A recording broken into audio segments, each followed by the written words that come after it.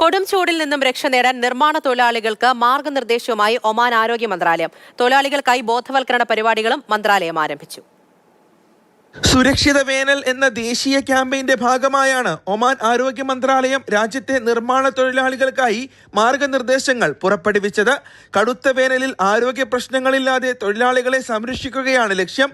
അതിരാവിലെയോ ഉച്ചകഴിഞ്ഞോ മാത്രമേ കഠിന ജോലികൾ ചെയ്യാവൂ എന്നും മന്ത്രാലയം നിർദ്ദേശിച്ചു.